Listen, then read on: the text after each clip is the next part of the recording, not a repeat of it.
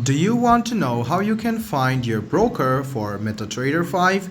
If yes, then this video is for you.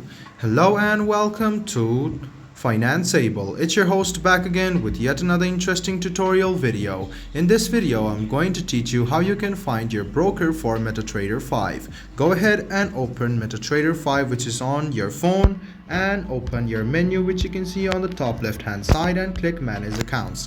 What you need to do next is click on the plus icon on the top right hand side and you can see Find Broker.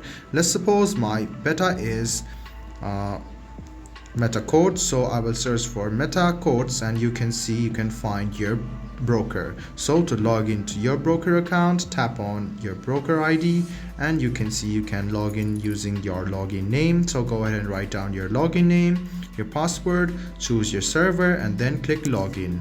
This way you can find your broker for MetaTrader 5 and log into your account.